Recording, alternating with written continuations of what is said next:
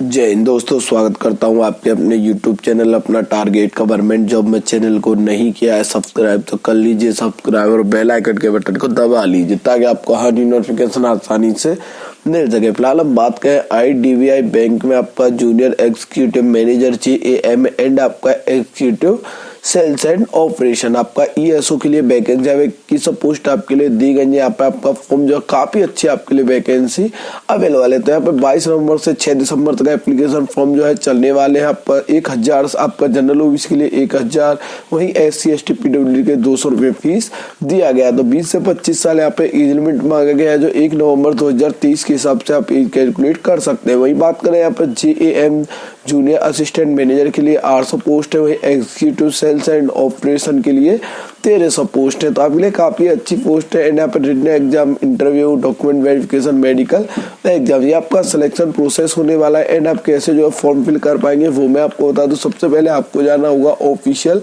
Website पे। Official website का link आपको डिस्क्रिप्शन में मिल जाएगा। तो इस तरीके का इंटरफेस आपके सामने खुल के आ जाएगा। यहाँ पे आपको दिखाई देगा click here for new registration. तो आपको यहाँ पर क्लिक कर लेना है। एंड यहाँ पर पूछता है आपको एप्लीकेंट नेम। तो आपको यहाँ पर अपना नाम डाल देना है एंड उसका नाम को कंफर्म करना होगा। फर्स्ट नेम है, मिडिल नेम है, लास्ट नेम है, जो आपके पास अवेलेबल है वो आपको डालना होगा। डालने के बाद आपको नीचे दिखाई देगा आपका मोबाइल नंबर। तो आपको मोबाइल नंबर डाल देना है एंड मोबाइल नंबर कंफर्म करना होगा। यही आपको दिखाई देगा आपका अल्टरनेटिव मोबाइल नंबर। कोई और नंबर अवेलेबल है तो वो भी आप डाल सकते हैं। उसका नीचे आपको दिखाई देगा ईमेल आईडी। तो ईमेल आईडी किस तरीके से डाल देना है, आपको ईमेल डाल देना है। एंड डोमेन है जो @ के बाद आता है, जीमेल है, हॉटमेल है, कौन सा मेल है वो आपको सिलेक्ट करना होगा। उसका दोबारा ईमेल यहाँ पे ऑलरेडी आपको पूरी ईमेल डालनी होगी। डालने के बाद कैप्चा कोड डाल देंगे एंड सेव एंड नेक्स्ट पे क्लिक कर देना है। जैसे ही सेव एंड नेक्स्ट पे क्लिक करेंगे तो आपका फोटो एंड सिग्नेचर अपलोड करने के लिए ऑप्शन खुल के आ जाएगा। तो फोटोग्राफ आपका 20 से 50 की भी लाइट बैकग्राउंड में होना चाहिए। वही सिग्नेचर आपका 10 से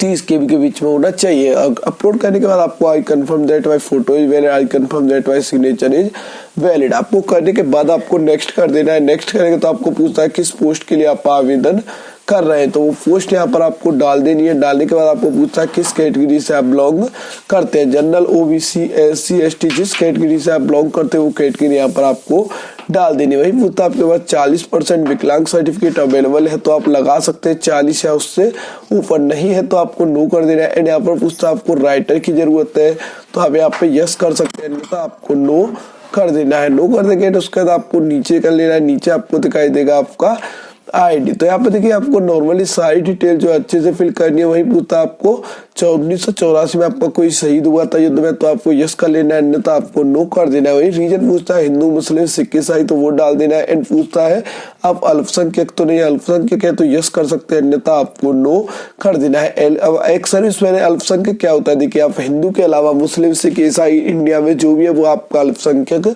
होते हैं। तो आपका यहाँ पे एक सर्विसमैन है तो एक सर्विसमैन जो है आपको यस कर लेना है, नहीं है तो आपको नो कर देना है। एंड पूछता है आपका domicile place, district of domicile, किस डिस्ट्रिक्ट का डोमिसाइल है आपका वो आपको डाल देना है। एंड यहाँ पर पूछता है किस राज्य से आप जो है आप डोमिसाइल आपका हुआ है तो वो डाल देना है। नेशनलिटी आपको सिलेक्ट करना होगा। उसका पूछता है do you have advice report regarding character.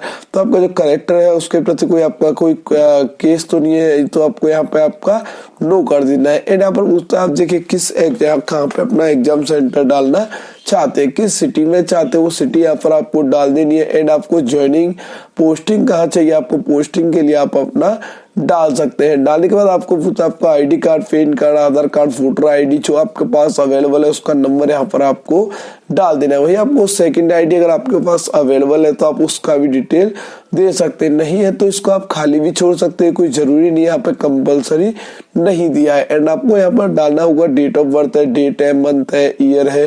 तो आपको इस तरीके से फॉर्म जो है फिल करना होगा। जेंडर मेल है या फीमेल है वो आपको डालना होगा। उसका जुड़वा बहन भाई तो नहीं, अगर जुड़वा है तो यस करेंगे, अन्यथा आपको नो कर देना। मैरिड हो या अनमैरिड हो वो आपको डाल देना है। अगर विधवा है तो विडो भी डाल सकते हैं। उसके बाद आपको देखिए यहाँ पे आपको अपने पिताजी का नाम जो है डालना होगा। डालकर उनका नाम first name, middle name, last name.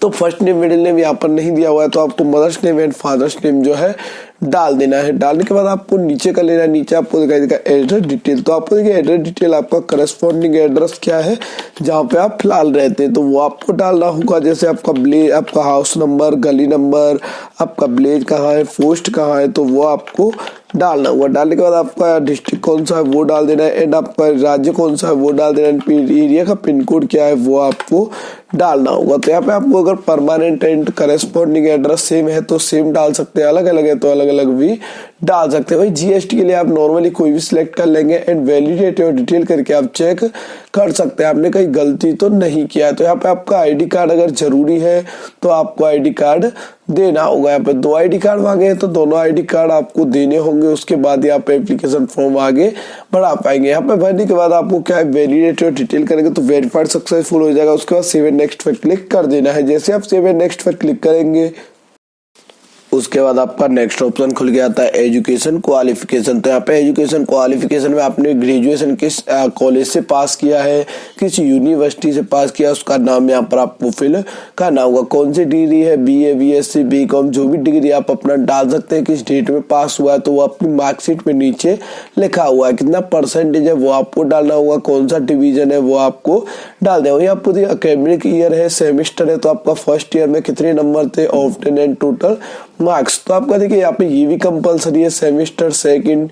तो आप इसमें क्या है अपना अगर सेमेस्टर प्रणाली है तो सेमेस्टर के हिसाब से दे सकते हैं, ईयर वाइज है तो आप ईयर वाइज भी दे सकते हैं। तो यहाँ पे आप फर्स्ट ईयर है, सेकंड ईयर है, थर्ड ईयर है वो आपको फिल करने होंगे। ऑफ्टन परसेंटेज ऑटो कैलकुलेट होके आ जाएगा। वहीं आपको नीचे दिखाई देगा आपको कंप्यूटर नॉलेज अवेलेबल है तो वो आपको यस करना होगा। कंप्यूटर में आपको क्या क्या जानकारी है, कौन सा सर्टिफिकेट है तो वो आपको डालना होगा। वही पूछता है प्रेजेंट आप वर्किंग कर रहे हैं कहीं तो आप यस कर सकते हैं, अन्यथा आपको नो कर देना है। एंड आप अगर एक्सपीरियंस आपके पास अवेलेबल है तो वो भी आप अपना दे सकते हैं, किस एम्प्लॉय के थ्रू था, किस पद पे था, कब से कब तक किया है। नेचर आपको गुड लिख देना है। वही रीजन पूछेगा तो शॉर्ट सर्विस डाल देना है तो ये आपको डालना है। वही पूछता है लैंग्वेज कौन कौन सी आपको आती है, हिंदी है, इंग्लिश है, संस्कृत है, पढ़ना लिखना बोलना जो आता है तो वो आपको सिलेक्ट कर लेना है। उसका वैलिडेट डिटेल करेंगे तो वेरीफाइड सक्सेसफुल हो जाएगा एंड उसके बाद आपको सेव एंड नेक्स्ट पे क्लिक कर देना है। तो यहाँ पे आपको एप्लीकेशन फॉर्म जो चेक करने के लिए आ गया तो आपको एप्लीकेशन फॉर्म चेक कर लेना है एंड यहाँ पर आपको गलती है तो वेट कर सकते हैं, नहीं तो आपको कंप्लीट रजिस्ट्रेशन